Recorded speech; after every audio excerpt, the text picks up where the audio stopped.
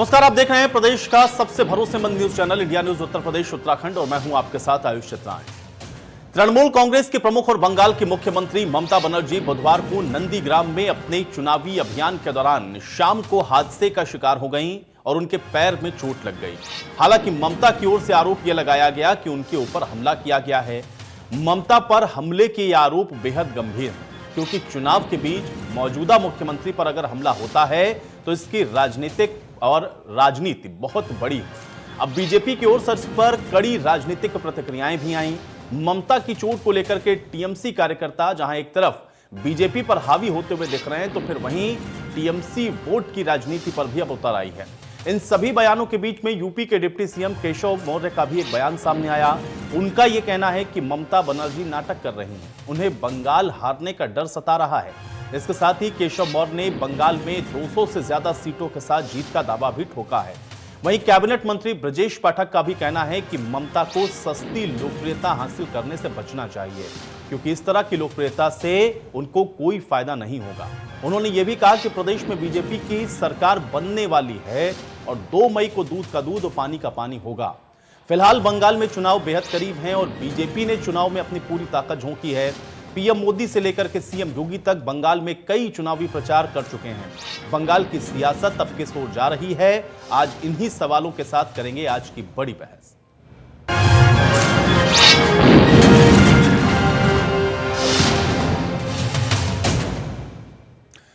तो deputy CM Keshav Maurya ने बंगाल की सीएम ममता बनर्जी पर बड़ा बयान दिया। उन्होंने कहा कि ममता बनर्जी नाटक कर रही हैं, क्योंकि उनको बंगाल हारने का डर सता रहा है। इसको लेकर के डिप्टी सीएम से खास बातचीत हमारे संवाददाता विजय मिश्रा ने की है। आइए आपको सुनवाते हैं। बंगाल की हलचल इस समय पूरे देश में है और पूरे देश में इस बात की चर्चा हो रही है कि आखिर ममता दीदी को किसने इस तरह से अटैक किया, आखिर कौन है जो इस तरह से अटैक करके अचानक गायब हो गया। हमसे बातचीत करने के लिए इस समय डिप्टी सीएम साहब हैं। सर, कौन है वो जो इस तरह से अटैक किया है, उसके बाद फिर पता नहीं चल पा रहा है और सीबीआई जांच तक की बात इस समय सामने आ रही है? बात इसलिए आ रही है कि ममता दीदी का ये नाटक है। वो नंदीग्राम में जय श्री राम हो रहा है, वहाँ पर भी वह चुनाव हार रही हैं, बंगाल तो हार ही रही हैं। तो कोई नाटक किया जाए, उनके सलाहकारों ने उनको सुझाव दिया होगा कि ऐसा अभिनय करिए कि जिससे शायद पश्चिम बंगाल की जनता को भ्रमित किया जा सके और वोट प्राप्त किया जा सके। लेकिन हमें भी प्रथम दृष्टया यही लगता है कि कोई घटना नहीं हुई, कोई हमला नहीं हुआ। और अगर उनको लगता है हमला हुआ है तो जांच के लिए प्रस्ताव करें। सरकार उनकी बंगाल की सरकार जांच कर ले, डॉक्टरों का पैनल जांच कर ले। अगर वो कहें तो सीबीआई जांच कराने के लिए भी तैयार है।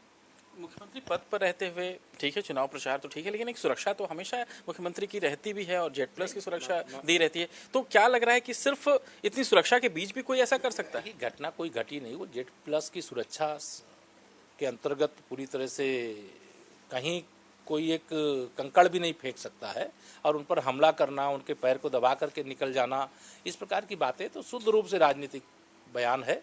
और इस प्रकार के बयान से टीएमसी को कोई लाभ नहीं होने वाला है। भारतीय जनता पार्टी 200 से ज़्यादा सीटें जीतने जा रही है। अगर उनको कोई चोट लगी है तो डॉक्टर इलाज कर रहे हैं, रिपोर्ट सामने आएगी और उनका झूठ भी सामने आएगा। उन्होंने कब कब क्या क्या कहा है, उनके बयान का इतिहास देखेंगे तो आपको लगेगा कि अगर मोदी जी दोबारा प्रधानमंत्री बन गए तो मैं आत्महत्या कर लूँगी। अगर अनेक बातें हैं, मैं उस पर नहीं जाना चाहता।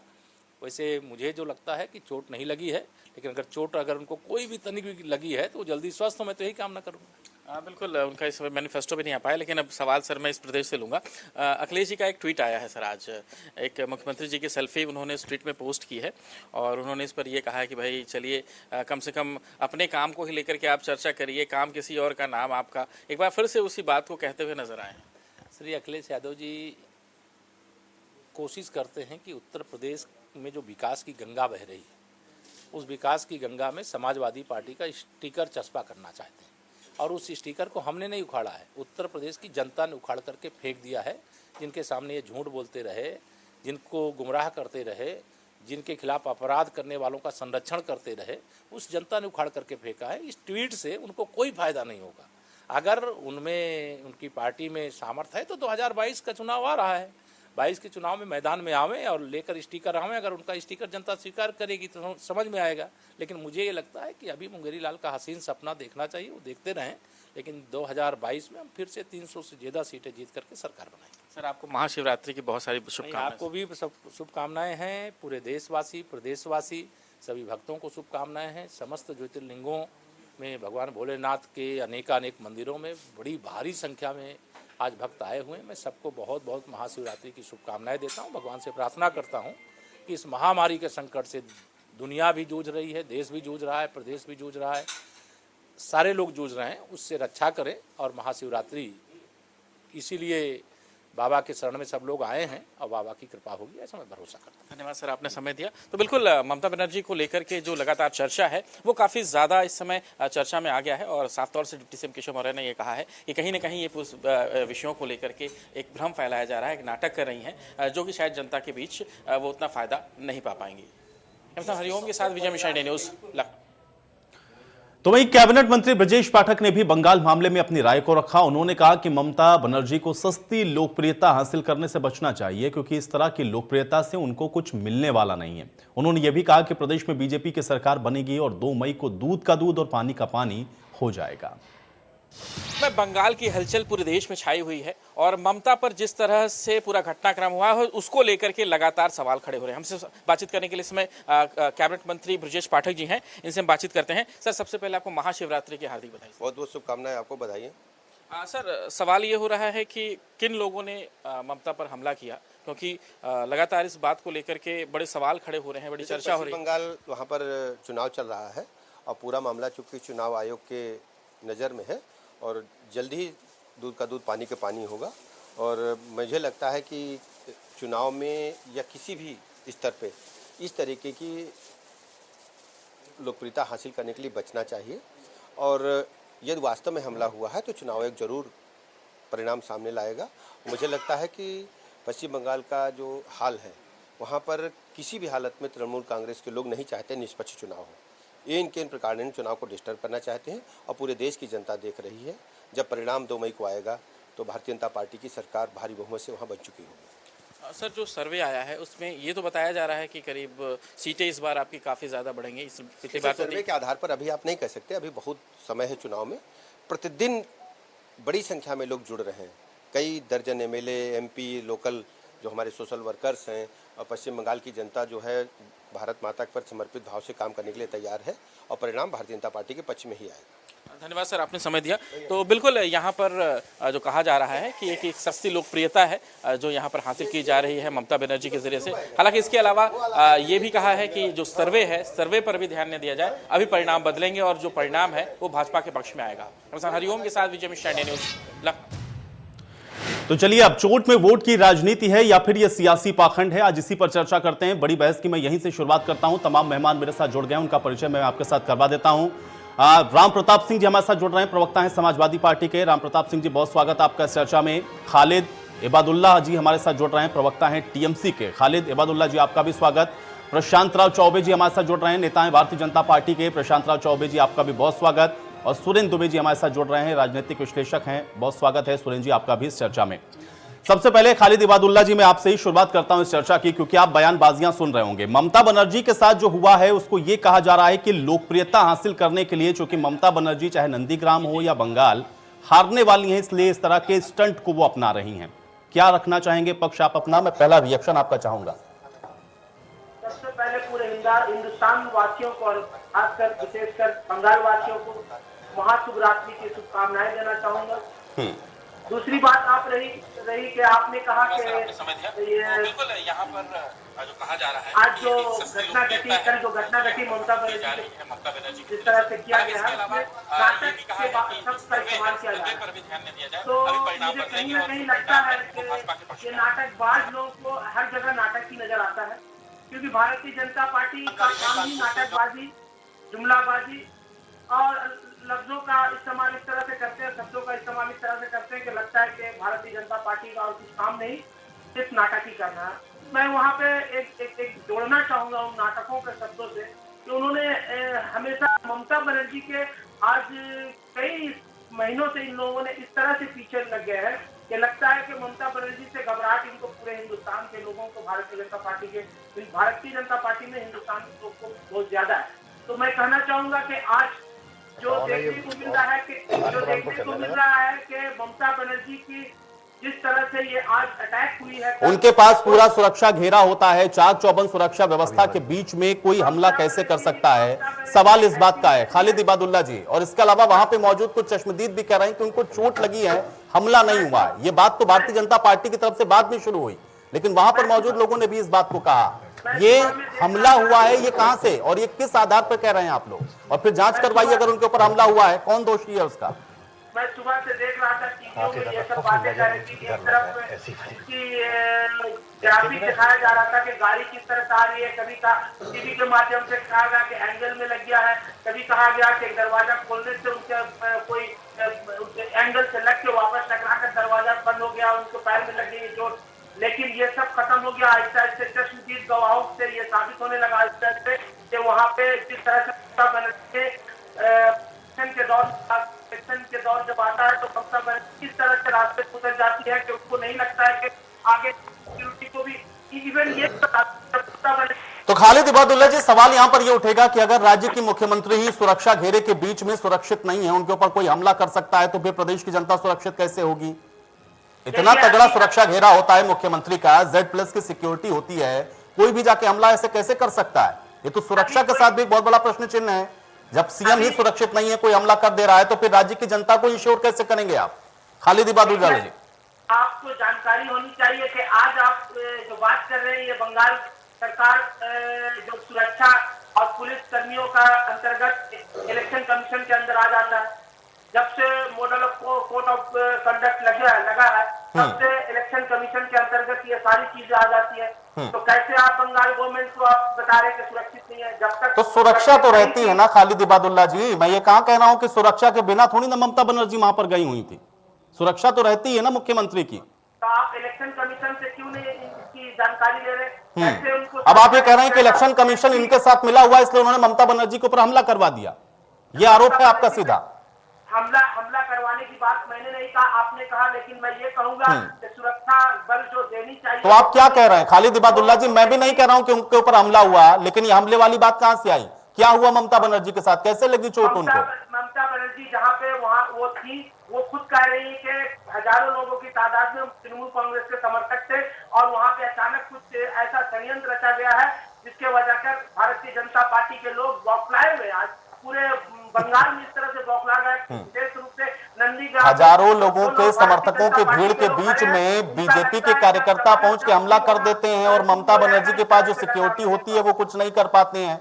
ये तो अजब सा आप बता रहे हैं एक्सक्यूज यहाँ पर। चलिए ठीक है, मैं तो कहता हूँ जांच होनी चाहिए भाई। आप तो सीबीआई जांच की मांग कर लीजिए ना, सीबीआई जांच करवाइए कैसे हो गया हमला। सिर्फ वो चुनावों के समय में ये मत करिए, सीबीआई जांच की मांग कर लीजिए भाई, सीबीआई जांच करवाइए। इतना बड़ा प्रकरण है, मुख्यमंत्री के ऊपर हमला, बहुत बड़ी बात है। चलिए ठीक है, प्रशांत राव चौबे जी, देखिए वो ये कह रहे हैं कि आप लोग हमला करवा रहे हैं क्योंकि आप लोग डर रहे हैं। उनकी जो भीड़ वहां पर टीएमसी समर्थकों की थी, उससे आप डर गए, और चूंकि वहां पर हजारों हजार की संख्या में टीएमसी समर्थक थे, तो कुछ बीजेपी के भी कार्यकर्ता पहुंचे और मुख्यमंत्री के ऊपर हमला करके चले आए वहां से। आयुष जी, खालिद साहब को समझाइएगा, इनको पहले तो महाशिवरात्रि की बहुत बहुत शुभकामनाएं। हेलो जी, समझा के दीजिएगा। पश्चिम बंगाल से तृणमूल कांग्रेस उसी तरह साफ हो रही है जिस तरह से वाम दल साफ हुए थे। 2 मई को भारतीय जनता पार्टी प्रचंड बहुमत में सरकार बना रही है। इनकी नेता सस्ती लोकप्रियता पाने के लिए सिर्फ और सिर्फ सस्ती लोकप्रियता, भावनात्मक लोगों को सोच रही हैं कि जब हम जीत नहीं पा रहे हैं तो किसी न किसी तरह से नौटंकी करके जनता के अंदर ये भावनाएं जगाएं कि जो है हम को वोट दे। पश्चिम बंगाल की जनता बहुत होशियार है, वो जानती है कि ममता जी का सुपड़ा साफ हो चुका है, उनकी पार्टी पूरी तरह समाप्त होने की कगार पर है। उनकी पार्टी में न कोई विधायक बचेंगे न कोई और बचेगा, और इसलिए जो है ये सिर्फ और सिर्फ एक सस्ती लोकप्रियता पाने के लिए ये नाटक किया जा रहा है। प्रशांत राव जी, हमले बराबर वहां हो रहे हैं, कभी बीजेपी के कार्यकर्ता के ऊपर होता है, कभी बीजेपी के नेता के ऊपर होता है, और अब टीएमसी में अब चूंकि ममता बनर्जी पर ही हमला है। सवाल इस बात का है कि आखिर ये कौन कर रहा है? अब वो आपके ऊपर आरोप लगा रहे हैं तो जाहिर बात है कि उनके पास कोई आधार होगा। वो कह रहे हैं, वो तो सीधे तौर पे कह रहे हो, तो चुनाव आयोग को भी खींच रहे हैं। आयुष जी, आप यदि इनके पास कोई आधार है वो आधार बताएं। उनके प्रत्यक्षदर्शी से लेके सारे लोग यही बोल रहे हैं कि ये नौटंकी है, दरवाजा बंद हुआ किसी पोस्टर से टकरा करके और वो जाके हॉस्पिटल में एडमिट हो गई, सिर्फ जनता की भावनाओं को कैश करने के लिए। इसके अलावा इनके पास और कुछ नहीं बचा है पश्चिम बंगाल में। चलिए, राम प्रताप सिंह जी, आप कैसे देख रहे हैं समाजवादी पार्टी के प्रवक्ता होने के नाते, और ये चूंकि एक राजनीतिक पार्टी का आप प्रतिनिधित्व कर रहे हैं चुनावों के समय में, क्या मुख्यमंत्री की सुरक्षा को इस तरीके से भेदा जा सकता है कि कोई कार्यकर्ता जाके उनके ऊपर हमला कर दे दूसरी पार्टी का? धन्यवाद आयुष जी। मैंने जो मोस्ट रिसेंट रिपोर्ट अभी देखी है हॉस्पिटल से, ममता बनर्जी जी ने एक वीडियो जारी किया है, तो उसमें उन्होंने कहीं भी ये बात नहीं कही कि उनके ऊपर हमला हुआ है, उनको कहा कि चोट लगी है। तो this is a matter of investigation. अब ये तो पुलिस बताएगी और उनका वो, पर मेरे लिए कहना बड़ा मुश्किल है कि ये क्या है। But I would like to address the larger issue here. जो मुझे समाजवादी पार्टी को और हमको जो लगता है कि बीजेपी हैज लॉस्ट प्लॉट, इसको अंग्रेजी में कहते हैं, दे हैव, अब उनके पास कोई डेवलपमेंट मॉडल या इश्यूज बचे नहीं है किसी को दिखाने या बताने के लिए। जनता जो है सब समझ चुकी है कि किस तरह से विभाजन की राजनीति करते आए हैं और करते रहेंगे, पर देश में तरक्की, जो विकास की बात करते थे वो कहीं नहीं हुआ। उत्तर प्रदेश में अभी थोड़ी देर पहले उप मुख्यमंत्री के बारे में सुना तो उन्होंने कुछ टिप्पणी करी हमारे राष्ट्रीय नेता के बारे में, लेकिन मैं उनसे उल्टा सवाल ये करना चाहूंगा कि अब 4 साढ़े 4 साल होने वाले हैं, एक एक्सप्रेसवे अगर इस बीजेपी गवर्नमेंट ने कंप्लीट करा दिया हो तो बता दें। जमीन हमने पूर्वांचल एक्सप्रेसवे की कंप्लीट एलोकेट करके सरकार छोड़ी थी और 4.5 साल में ये एक्सप्रेसवे कंप्लीट नहीं कर पाए। कौन से डिफेंस एक्सपो की वजह से यहाँ पे डिफेंस कॉरिडोर बन गए, क्या विकास हो गया जो ये बात करते हैं। और अब अगर हमारे मुख्यमंत्री जी बंगाल में जाके कोई यूपी का मॉडल उनको दिखाना चाह रहे हैं, तो यूपी का मॉडल ये है कि यहाँ पे लॉ एंड ऑर्डर सिचुएशन इस समय पूरे देश में सबसे खराब है।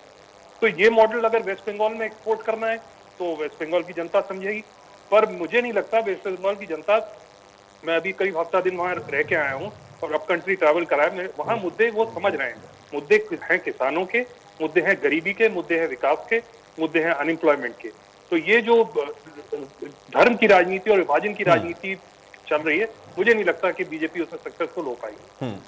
सुरेंद्र दुबे जी, कैसे देख रहे हैं आप, एक राजनीतिक विश्लेषक होने के नाते, एक पत्रकार होने के नाते, आपको क्या नजर आ रहा है बंगाल के अंदर? एक तो नंदीग्राम में जाकर के चैलेंज को एक्सेप्ट करना और उसके बाद चुनाव प्रचार के दौरान ममता बनर्जी का यह कहना कि उनको चोट लगी या उनके ऊपर हमला हुआ, वो क्या है, वो जांच का विषय है। लेकिन इसको लेकर के जो बयानबाजियां हो रही हैं या इस समय जो मौजूदा घटनाक्रम चल रहा है, इसका विश्लेषण आप करेंगे कैसे?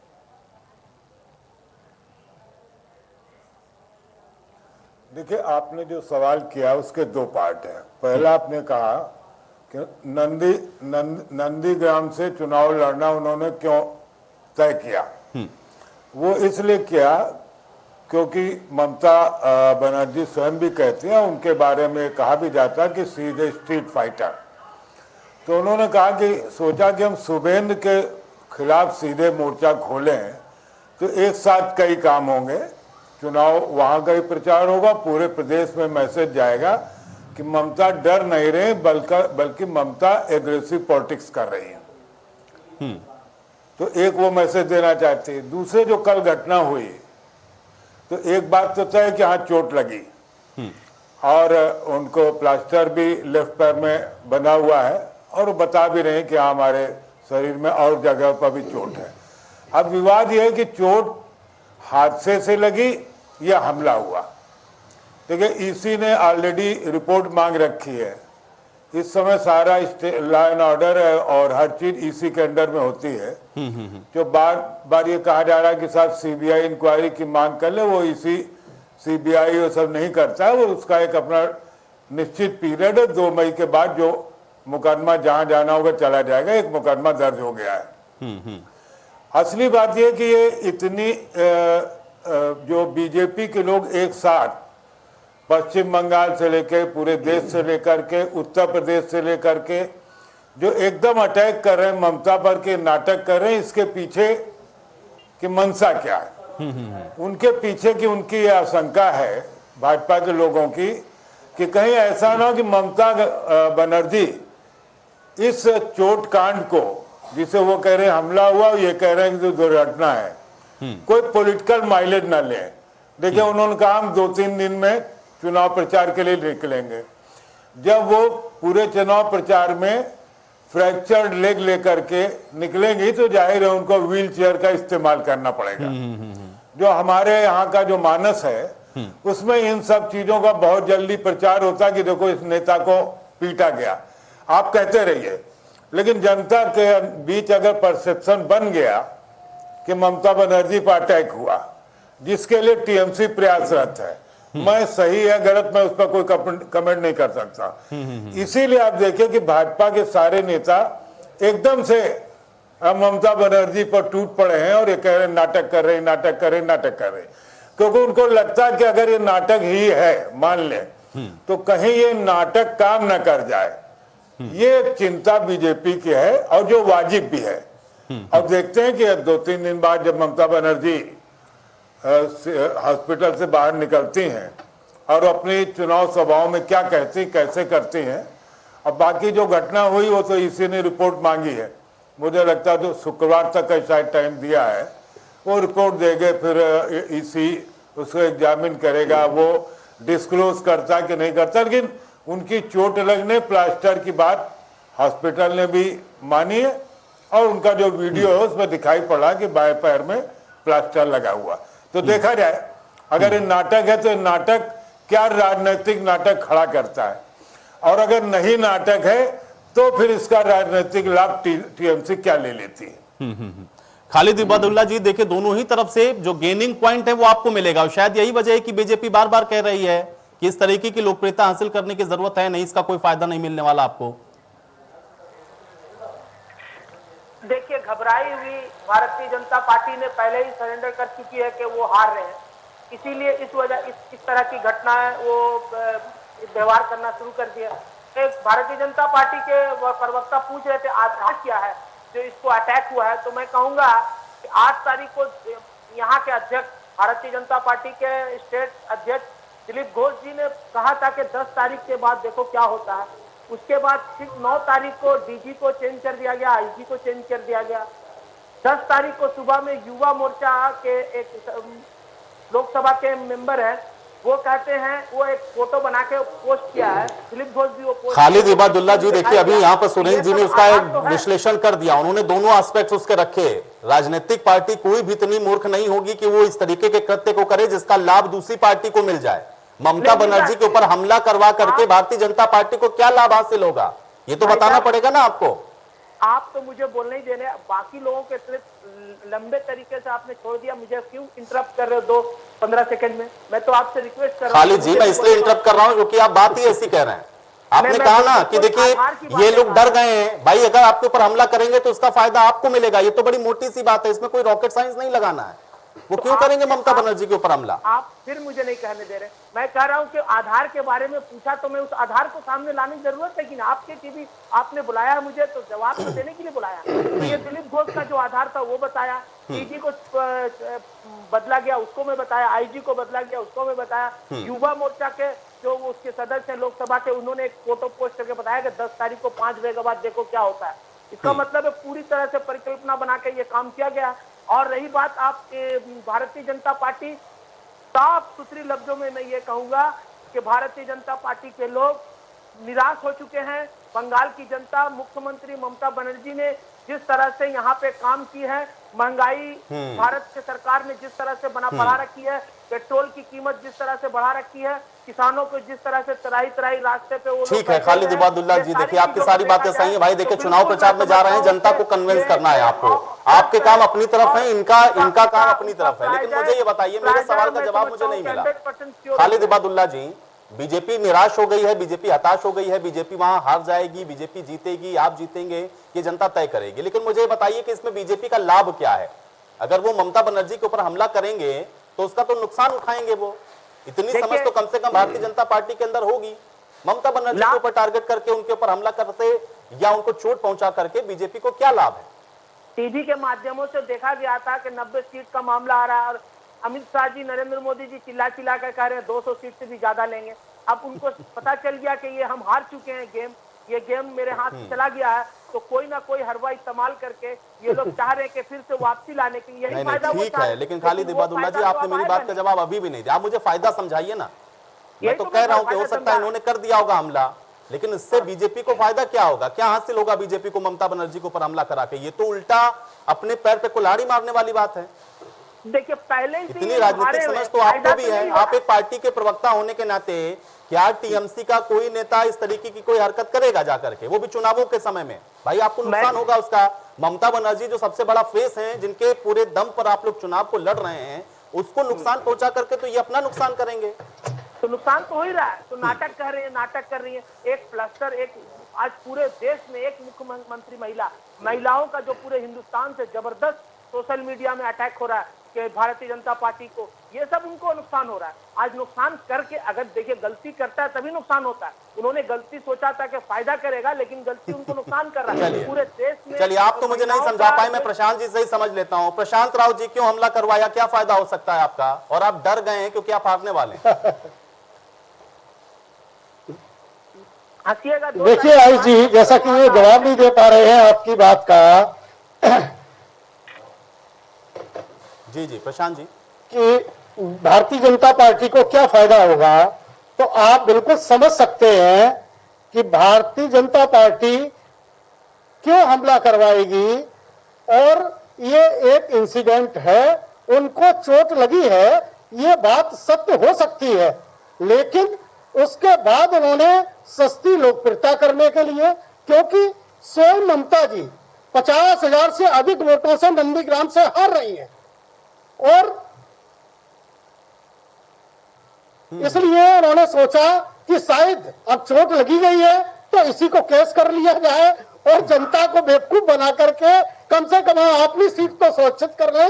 चूंकि बंगाल में तो भारतीय जनता पार्टी 200 से अधिक सीटें ला, नहीं ठीक है प्रशांत राव जी, देखिए ये आंकड़े आप लोग हर बार देते हैं। होगी, हरियाणा में भी कह रहे हैं कि आप 75 पार जाएंगे, भारतीय जनता हरियाणा में भी आप कह रहे थे बंगाल में 75 जीत पार कर जाएंगे, आएगी। जाके 40 पर आप टिक गए, यहाँ भी आप 200 कह रहे हैं, आप कहां पर जाकर के रुकेंगे ये जनता तय करेगी। थोड़ा जनता के ऊपर छोड़ दीजिए। हरियाणा में भी हमारी सरकार है, हरियाणा में भी हमारी सरकार है। नहीं आपकी सरकार है, लेकिन 75 पार का नारा था, गठबंधन की सरकार है, फुल मेजोरिटी से नहीं आए ना आप वहां पर, इसलिए मैंने उसको कोट किया केवल। ठीक है, सरकार आपकी, मैं उससे इनकार नहीं कर रहा हूं। मुझे ये बताइए प्रशांत राव जी, मुझे ये बताइए, क्योंकि ठीक है आप उनके ऊपर आरोप प्रत्यारोप करते रहिए, चूंकि आपका उनके साथ मुकाबला है, या आप दोनों लोग आप लड़ रहे हैं चुनाव पर, आरोप प्रत्यारोप चलता रहेगा।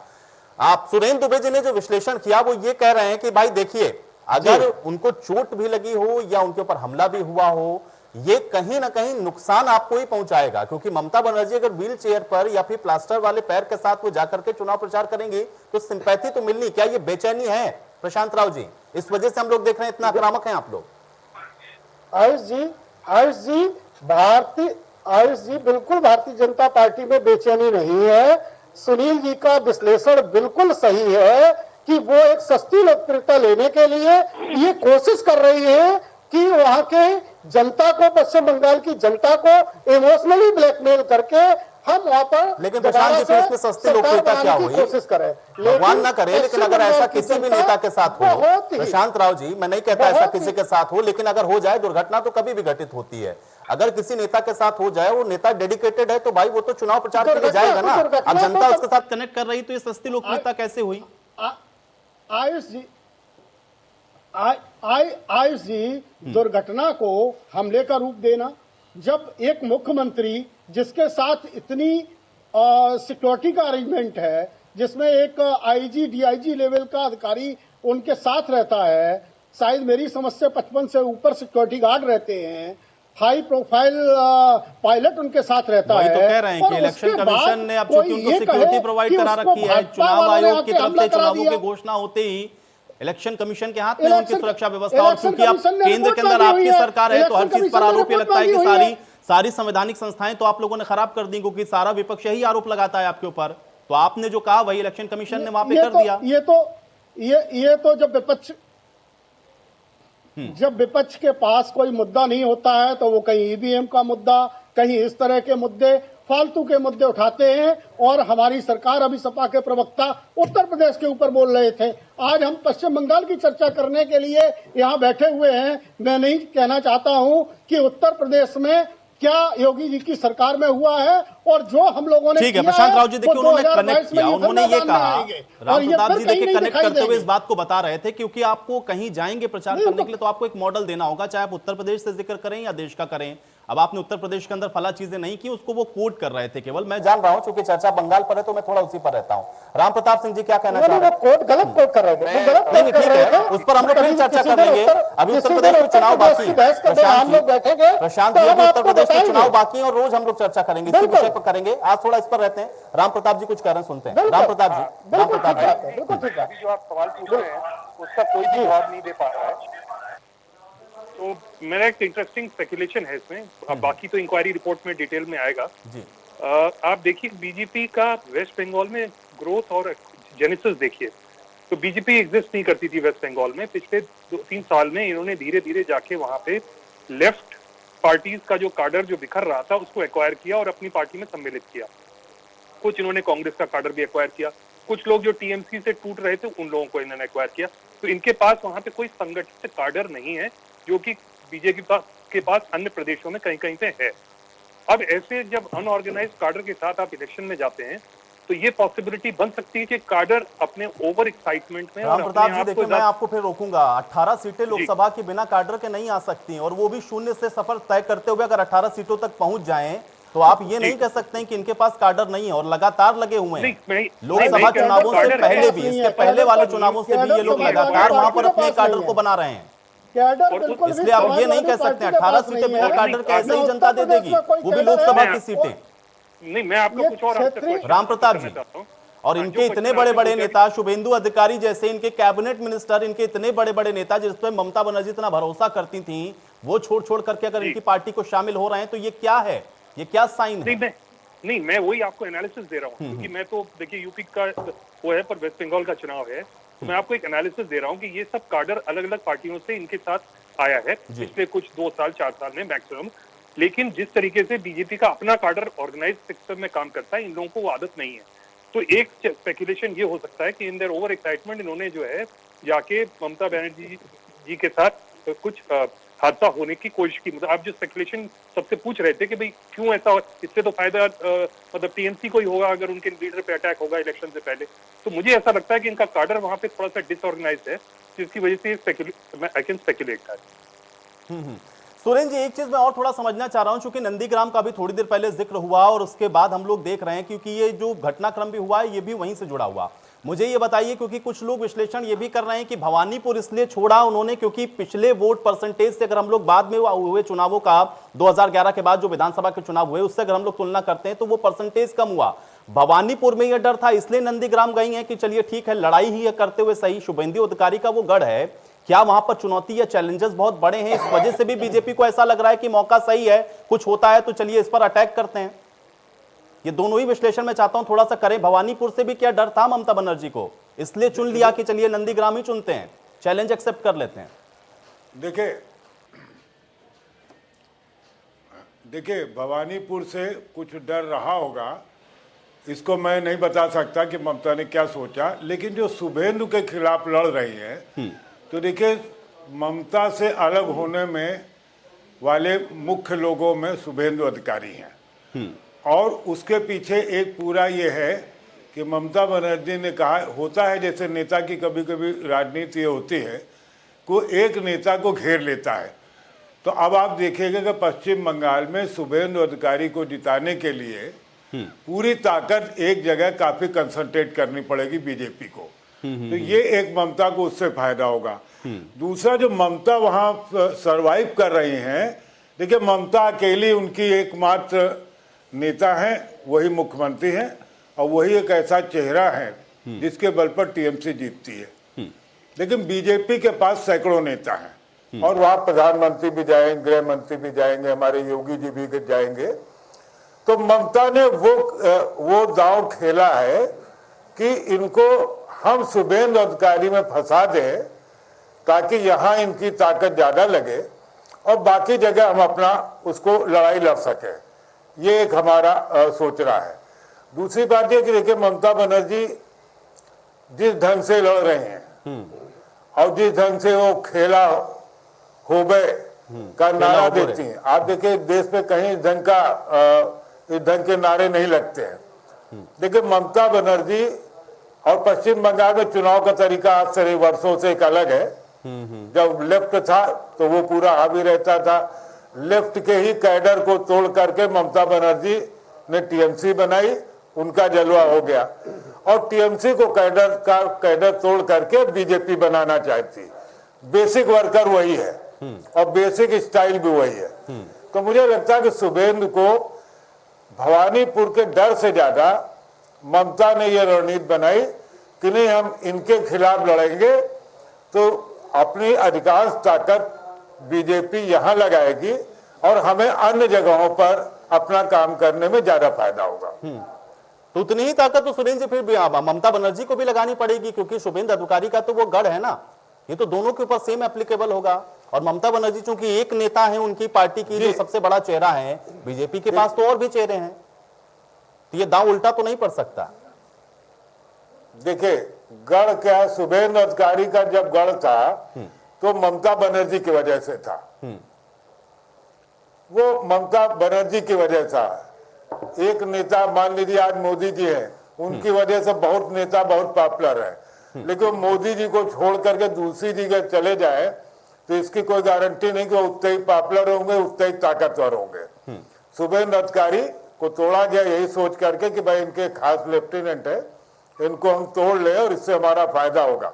अपना अपना पॉलिटिकल एनालिसिस होता है। तो मैं ये नहीं मानता हूं कि शुभेंदु अधिकारी अब उतने पावरफुल हैं जो ममता के साथ थे। हाँ, अब जो उनकी ताकत कम हुई है, बीजेपी क्या उनकी ताकत को अपनी ताकत से जोड़ करके ज्यादा बढ़ा पाएगी या नहीं बढ़ा पाएगी। बाकी ममता बनर्जी सीधा संकेत दिया कि देखो हम झुकने वाले नहीं है और हम स्ट्रीट फाइटर, वो खुद भी कहते हैं और उनके बारे में हम लोगों का एनालिसिस भी है कि जमीन पर लड़ने वाली जिनको कहते हैं कनपुरिया भाषा में ताल ठोक के लड़ती हैं, तो ताल ठोक के मैदान में जुट गई कि अच्छा तुमने हमारे आदमी तोड़ा था।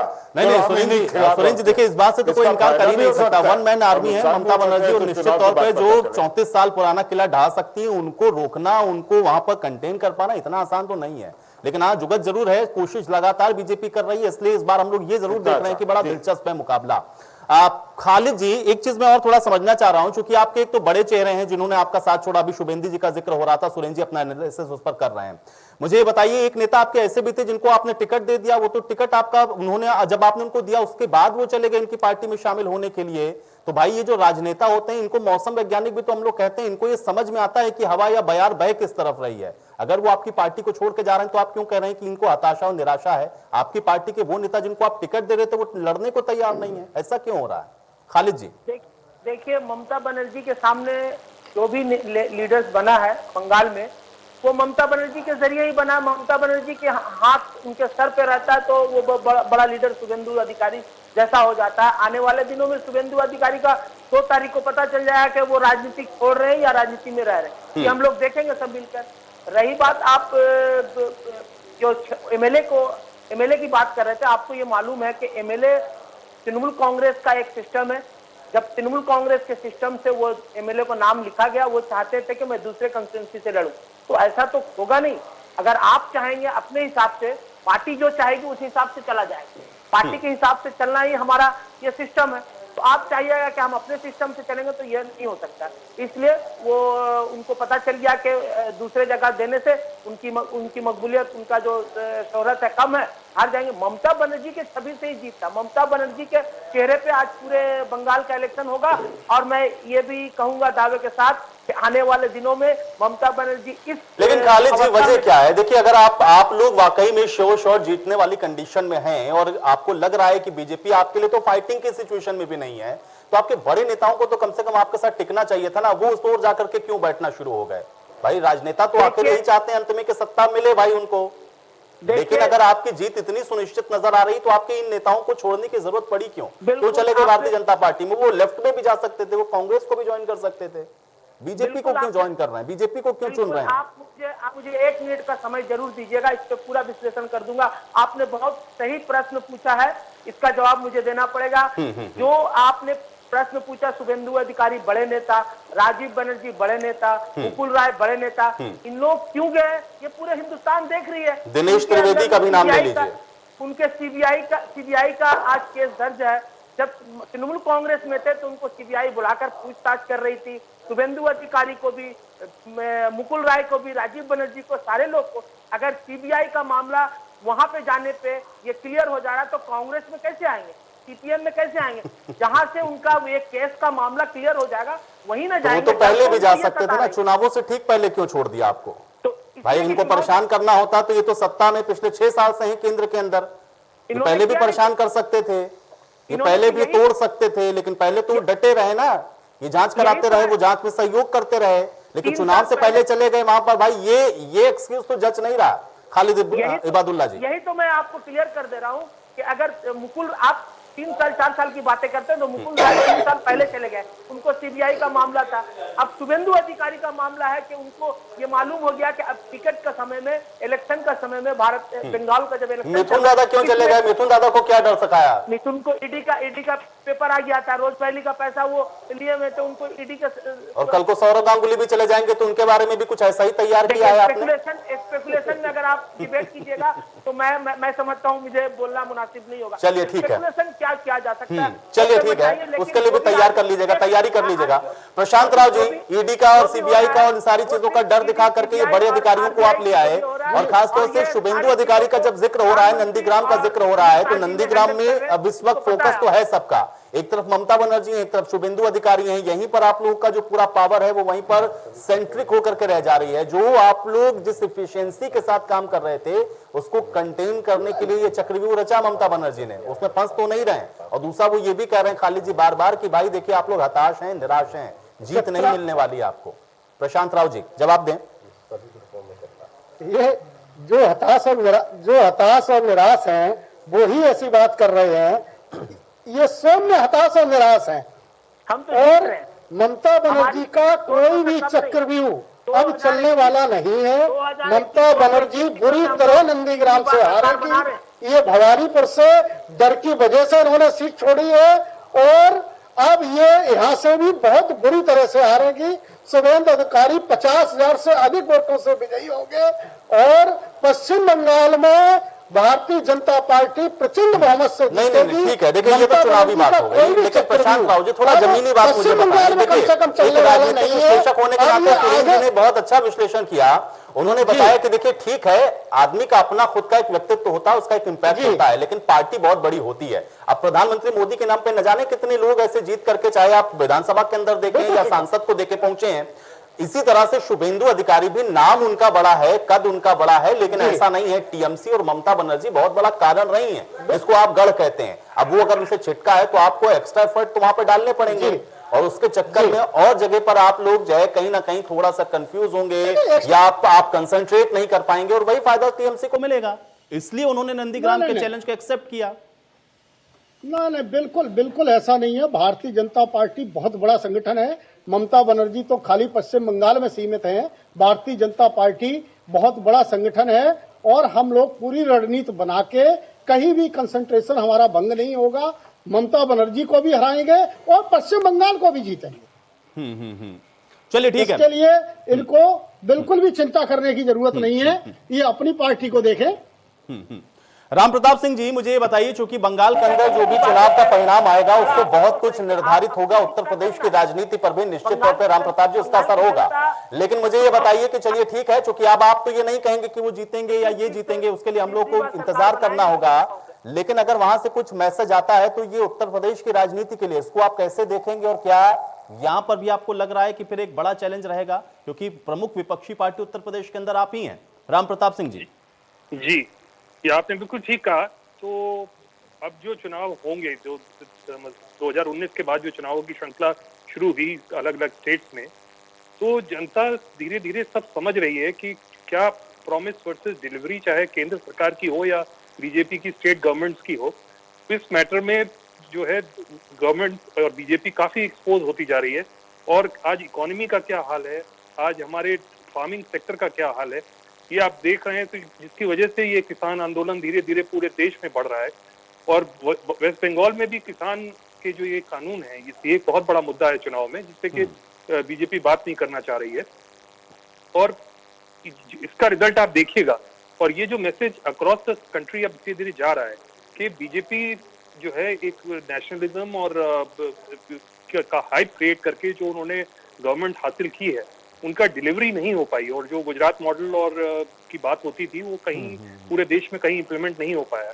तो आई थिंक अब फ्यूचर में आप चेंज देखेंगे और as a primary opposition party future का चेंज कैसे एक्सेप्ट करेंगे भाई? देखिए, दो ही पहलू होंगे, या तो जीत होगी या तो हार होगी। अगर हार होगी तो निश्चित तौर पर आप लोग कहेंगे कि भाई इनकी नीतियां अच्छी नहीं थी, लेकिन अगर जीत होती है, चूंकि अब चुनाव के अंदर जब जाएंगे तो एक ही जीतेगा, एक ही हारेगा, तब उसके बाद क्या है? क्या ईवीएम खराब हो गई, इलेक्शन कमीशन के ऊपर सवाल, या फिर तमाम और जो कारण है वो गढ़े जाएंगे? क्योंकि अमूमन मैं देखता हूं, तमाम चुनावों के बाद मैं देखता हूं, चर्चाओं में बैठता हूं तो यही होता है, पहले एनालिसिस कुछ हो तो और होता है, बाद में कुछ और होता है। तो एक नाव पर क्यों नहीं रहते हैं? देखिए, अभी क्योंकि अगर आप कह रहे हैं कि ये बहुत कुछ डिसाइड करने वाला है, तो फिर अगर वो पॉजिटिव में आता है तो फिर उसको भी आपको एक्सेप्ट करना चाहिए और मानना चाहिए कि हाँ, इनकी बात जो थी वो सही थी, या उसके अलग कारण ढूंढेंगे फिर? नहीं, देखिए, वो तो one has to be very rational. Delhi में बीजेपी हारी स्टेट, तो रीजंस थे, उन्होंने सीए और सीएबी के मुद्दे पे चुनाव लड़ा लेकिन वो वहां हार गए। ऐसे ही वेस्ट बंगाल में ये धर्म और जाति के नाम पे चुनाव लड़ रहे हैं और काडर को, एक टीएमसी के काडर को तोड़ रहे हैं और उनके खिलाफ चुनाव लड़ रहे हैं। पर रियल इश्यूज जनता धीरे धीरे समझ रही है। अब अगर 100 दिन से किसान जो है बैठे हुए हैं और उनको जो है बिल्कुल ब्लैकआउट किया हुआ है गवर्नमेंट ने और मीडिया ने, तो ये ऐसा नहीं कि फार्मर की प्रॉब्लम खत्म हो गई। वो किसान की समस्या, चाहे वो नंदीग्राम में हो चाहे वो मेरठ में हो, वो समस्या एक ही है। तो ये आप देखिएगा, ये जो किसान मूवमेंट है ये धीरे धीरे एक बहुत बड़ा आंदोलन धीरे अंदर, और ये बीजेपी सरकार के खिलाफ केंद्र में और प्रदेशों में बहुत हद तक जाएगा। और आप देखिएगा कि एक रिस्पॉन्सिबल विपक्ष की सरकारें उभर के आएंगी। ये मेरा प्रेडिक्शन। बिल्कुल। सुरेंद्र जी, एक तरफ तो हम लोग ये देख रहे हैं कि यहाँ पर बंगाल के अंदर जो स्थितियां हैं वो क्या बन रही हैं, इसके साथ ये भी तो है ना कि 4 राज्यों में और चुनाव है, लेकिन सबका जो अट्रैक्शन है या जो सेंटर ऑफ अट्रैक्शन है वो बंगाल है। वहां से जो मैसेज निकलेगा, क्या वो अन्य जगहों पर उसका हम लोगों को रिफ्लेक्शन देखने को मिलेगा? और दूसरा जो यहाँ पर बात अभी राम प्रताप सिंह जी कह रहे थे, क्योंकि किसान इस समय एक बहुत बड़ा इशू है, क्या वेस्ट बंगाल के अंदर भी किसान एक बहुत बड़ा मुद्दा है, या फिर वहां पे टीएमसी और बीजेपी और उनके आपस के बीच के जो अन्य जो मुद्दे वहां पर इस समय राजनीति के अंदर फ्लोट कर रहे हैं, क्या यही मुद्दा बनेगा? बंगाल का जो मैसेज है वो किस तरीके से आप देख पा रहे हैं अन्य राज्यों के लिए भी? सुरेंद्र जी। देखिए, पश्चिम बंगाल का चुनाव अन्य राज्यों के चुनाव के लिए एक बहुत बड़ा आई ओपनर या कहते हैं चैलेंज को बताने वाला होगा। उसका कारण है कि जिस मतलब कहना एग्रेसिव ढंग से बीजेपी पश्चिम बंगाल में लगी हुई है, वो ये उस चुनाव को अगर सरकार बनाने में सफल होती है तो फिर आप देखेगा 2 मई के बाद किसान आंदोलन के प्रति सरकार का रवैया अलग होगा। फिर वो किस तरह हटाने की कोशिश कर सकते हैं, क्या कर सकते हैं, इस पर अभी हम लोग बहुत एंटिसिपेशन न करें कि सरकार क्या करेगी, लेकिन उनका रुख और कड़ा होगा। और अगर पश्चिम बंगाल में इन्हें अपेक्षित सफलता नहीं मिलती है, और अपेक्षित सफलता का मतलब सीधे सीधे कि ये सरकार नहीं बना पाते हैं, तब इनका व्यवहार अलग होगा। और अगर ममता ही बना लेती तो ये व्यवहार अलग होगा। रही बात देखिए, जो किसान आंदोलन है वो अब धीरे धीरे एक जन आंदोलन की तरफ बढ़ रहा है। जिनको आप किसान कह रहे हैं, जिनको पब्लिसिटी नहीं मिल रही है, सिर्फ सोशल मीडिया के बल पर काम चल रहा है, वो किसान जो है वो आम आदमी भी है। वो किसान, उसके घर में पढ़ने वाला लड़का भी है, उस किसान के घर में बेरोजगार लड़का भी है। तो आप उसको सिर्फ खेती से मत जोड़िए। और ये तो उन्होंने प्रूव कर दिया कि 100 दिन से वो पूरी मजबूती के साथ बैठे हुए हैं, जबकि बॉर्डर पर कीले तक लगा दी गई। तो आप अगर उस बात को इग्नोर कर रहे हैं तो आप ये समझिए बीजेपी बहुत बड़ी पॉलिटिकल भूल कर रही है। और किसान इसीलिए कूद गए सीधे, बेसिकली वो पश्चिम बंगाल में कंसंट्रेट करेंगे क्योंकि यहाँ से उनको ताकत मिलेगी। लेकिन सुरेंद्र जी, मुद्दा है क्या बंगाल के अंदर? किसान आंदोलन मुद्दा है बंगाल के अंदर? पाते पश्चिम बंगाल में पूरी ताकत लगाएंगे किसान आंदोलन। और वो अब इस बात पर आ गए हैं कि भाई हमें बीजेपी को बताना है कि हम आपको सत्ता में लाए, कि हम आपको सत्ता में लाए, हम आपको हटा भी सकते। अब वो किसान नेता ओपनली कह रहे हैं कि अब हमारे पास कोई रास्ता नहीं है, अब हम आपकी पॉलिटिकल जमीन खींचेंगे। तो आप समझ लीजिए सरकार का है कि हम आपको वो तवज्जो नहीं देते जो आप चाहते हैं। और किसान ये कह रहे हैं हम आपको मुद्दा है वहां पर बंगाल के कि अंदर हमारी मौजूदा जो ताकत है। किसान आंदोलन है, ये क्या वो बहुत मुद्दा है? बड़ा जो पॉलिटिकल आउटकम आने वाला है 2 मई को, आप देखेगा इसको। चलिए खालिद इबादुल्ला जी, देखिए बार बार आप इस बात को कह रहे हैं, लेकिन चूंकि मुद्दे इस समय बहुत हैं, लेकिन क्या बंगाल के अंदर ये भी एक बहुत बड़ा कारण है? आपको लग रहा है कि क्योंकि किसान को लेकर के या कृषि कानून जो लेकर आए उसका भी इंपैक्ट बीजेपी को पड़ेगा, इसलिए बहुत बड़ा चैलेंज आप इसको नहीं देखते हैं और इसलिए आश्वस्त हैं आप इतनी अपनी जीत को लेकर के? खालिद जी, देखिए पूरे हिंदुस्तान में 5 राज्यों में इलेक्शन हो रही है और इस 5 राज्यों में सबसे ज्यादा केंद्रित पश्चिम बंगाल को देखा जा रहा है। और किसान आंदोलन जिस तरह से छिड़ा हुआ है पूरे देश में, मैं समझता हूँ बंगाल में उसका पूरे तौर से रिएक्शन देखा जाएगा। और इनको जो आप टीवी के माध्यम से जो एग्जिट दिखाया गया है पोल, मैं समझता हूँ उससे भी नीचे स्तर पे जाएगा गिरकर। मैं समझता हूँ कि कहीं ना कहीं बहुत ही कम मात्रा में इनकी सीट आएगी और फिर से तृणमूल कांग्रेस 2021 221 सीटों से सरकार बनाएगी, तीसरी बार मुख्यमंत्री ममता बनर्जी बनेगी। और किसान आंदोलन के बारे में कहें और इनका आपने मुद्दा के बारे में कहा, मुद्दा मैं समझता हूं कि इतनी मुद्दा है भारतीय जनता पार्टी के अगेंस्ट में। मैं कहता हूं कि उनकी जो बात थी, नौकरी देने की बात थी 2 को, वो भूल गए। 15 लाख रुपए अकाउंट में देने की बात थी, वो भूल गए। पेट्रोल की कीमत चिल्ला चिल्ला कर कहते थे ये लोग, और खास तौर से उनकी जितने सहयोगी दल और उनके जो भारतीय जनता पार्टी के जो आज सरकार में मंत्री बने, वो चिल्ला चिल्ला कर कहते थे कि आप 35 रुपया वाले पेट्रोल वाली सरकार चाहोगे या 70 रुपया वाली मनमोहन सिंह की सरकार चाहोगे। तो कहाँ गए वो 35 रुपया का पेट्रोल की कीमत? आज मैं समझता हूँ कि 30 से 35 रुपया होना चाहिए, जिस तरह से डॉलर और पेट्रोल बैरल की कीमत कम हुई है, ये चीज भूल गए। उन्होंने कहा था कि हम नोटबंदी के बाद पूरे तरह से आतंकवाद खत्म कर देंगे, वो भी नहीं सक्सेस हुआ। उन्होंने कहा था जीएसटी लाकर हम पूरे देश की अर्थव्यवस्था को हम सुधार देंगे, वो भी खत्म हो गए, उसमें भी कोई एक्शन नहीं। मैं समझता हूँ फेलियर चारों तरफ से इनकी पूरी, मैं समझता हूँ कि हर वो चलिए फेलियर बहुत है, बताने के लिए कुछ नहीं है और इसलिए आप अपनी जीत को लेकर के आश्वस्त हैं। बहुत जल्दी से प्रशांत राव चौबे जी जवाब दीजिए, क्योंकि ये बहुत बड़ा मुद्दा और खासतौर से महंगाई तो विषय है कम से कम, क्योंकि ममता बनर्जी खुद महंगाई को लेकर के बहुत आक्रामक रही हैं और पूरे कैंपेन में हम लोग देख रहे हैं कि महंगाई को जोर शोर से उठाया जा रहा है। एक तरफ तो ये है कि आप देखिए उनको चोट लगी या उनके साथ कोई उनको किसी ने उनके ऊपर हमला किया, ये भी एक विषय है। आप प्लास्टर के पैर के साथ व्हील चेयर पर बैठ के वो प्रचार भी करेंगे, लेकिन जो मुद्दे गिनवाए जा रहे हैं यहाँ पर, ये भी आपके लिए एक बहुत बड़ी चुनौती के तौर पर रहेंगे। कैसे जीत का दावा कर रहे हैं? और साथ में साथ आप जो विश्लेषक वहां से हैं वो बता भी रहे हैं, क्योंकि जो अभी पहले जो ओपिनियन पोल भी जो आए हैं वो भी यही कह रहे हैं कि सत्ता के पास तक पहुंचते हुए दिख रहे हैं, लेकिन सत्ता में पहुंचेंगे इस पर अभी गुंजाइश बाकी है। प्रशांत राव जी, पास भी नहीं है सर, बहुत ही दूरी है। चित्रांश जी, ये ओपिनियन पोल अभी के हैं, हम लोग डे बाई डे वहां मेहनत कर रहे हैं और हम लोग प्रचंड बहुमत से पश्चिम बंगाल में सरकार बनाएंगे। खालिद साहब जिन विषयों की चर्चा कर रहे थे, क्या इनको किसान सम्मान निधि दिखाई नहीं देती है? क्या इनको उज्ज्वला गैस दिखाई नहीं देती है?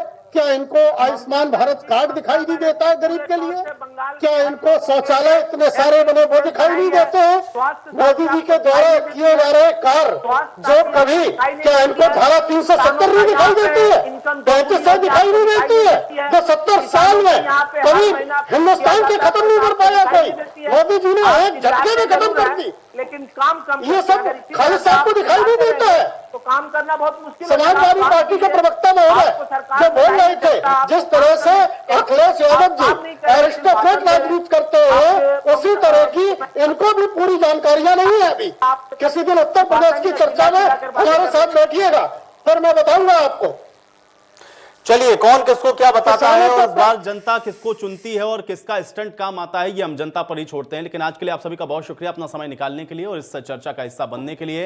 हालांकि ममता बनर्जी को अब चोट लगी है या उनके ऊपर किसने हमला किया है, ये एक जांच का विषय है, लेकिन ये बात बिल्कुल तय है कि बंगाल के अंदर होने वाले ये जो चुनाव है ये बेहद दिलचस्प होते हुए नजर आ रहे हैं। आज बड़ी बहस में मेरे साथ फिलहाल इतना ही।